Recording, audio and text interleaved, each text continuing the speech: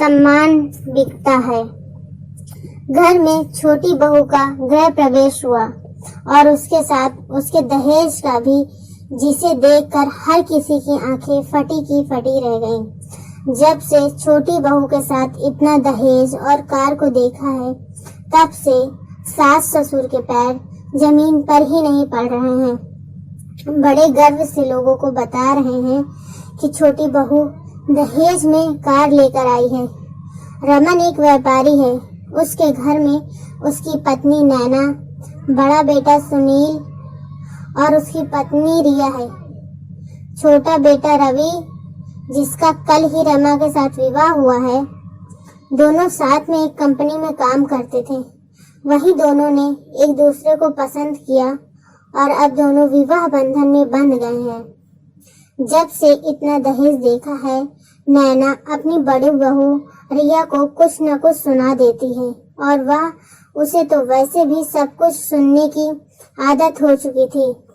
रिया गरीब घर की ही बेटी थी। उसके माता पिता इतना दहेज नहीं दे पाए। इस कारण अपने सास ससुर, यहाँ तक कि अपनी पति तक से उसे सुनना पड़ता है। वैसे भी हम अपने आप को कितना ही आधुनिक कह लें, पर सोच हमारी अभी भी उन्हीं जड़ों में बसी हुई है, जिसे शायद हम खुद ही बदलना नहीं चाहते। सोचकर गुस्से में भर जाएंगे, लोगों को ताने दे देंगे, लेकिन उसके खिलाफ खड़े होने की हिम्मत कोई नहीं कर पाता। ऐसा ही हाल कुछ रिया का भी था। सब कुछ ठीक चल रहा था कि एक दिन रमन दुकान से लौटा तो गुस्से में भरा हुआ था। नैना ने पूछा, क्या हुआ? कहाँ है तुम्हारे लाट साहब? बुलाओ उन्हें। आप किसकी बात कर रहे हैं? बुलाओ अपने छोटे साहबजादे को, उसी से कुछ बात करनी है। किस्मत ही फूटी है हमारी। बड़े साहबजादे शादी करके आए तो बहू घर में एक फूटी कौड़ी भी लेकर नहीं आई, और यह छोटे साहबजादे, इन्होंने तो हद ही कर दी। दुनिया के सबसे रईस इंसान यही है। इतना शोर सुनकर घर के सभी सदस्य कमरे में आ गए। रमन का तो रवि और रमा को देखकर गुस्सा सातवें आसमान में पहुंच गया। वो चिल्लाने लगा, अरे इतना अमीर हो गया तू, जो गरीबों में दान करता फिरता है। नैना, तुम्हें पता है यह साहबजादे अपनी बीवी का दहेज खुद खरीद कर लाए हैं।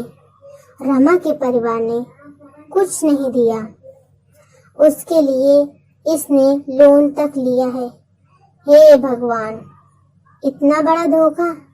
जरूर इस लड़की ने कोई जादू टोना किया है। इस घर से एक बढ़कर मिल जाती है।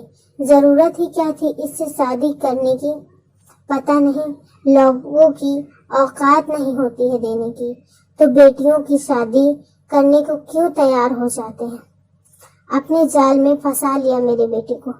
धोखेबाज परिवार की धोखेबाज बेटी। बस माँ, आप मेरी पत्नी से बोल रहे हो।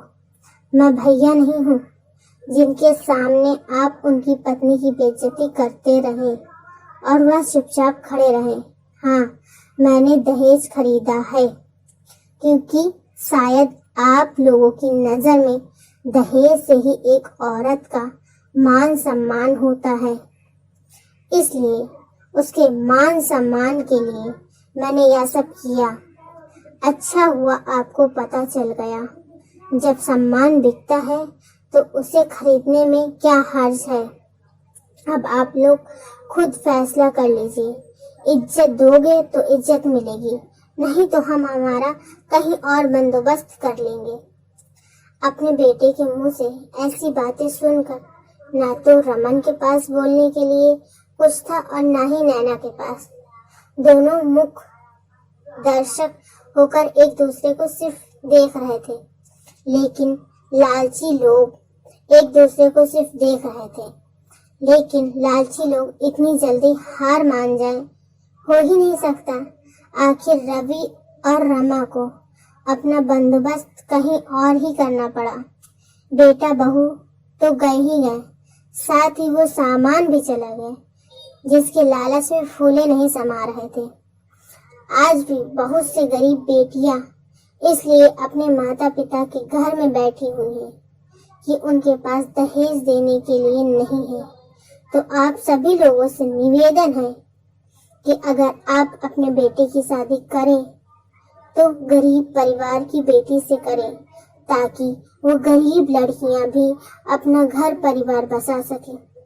इस कहानी से आपको क्या शिक्षा मिली कमेंट्स में जरूर बताएं। ऐसी और कहानियां सुनने के लिए मेरे चैनल को सब्सक्राइब करें।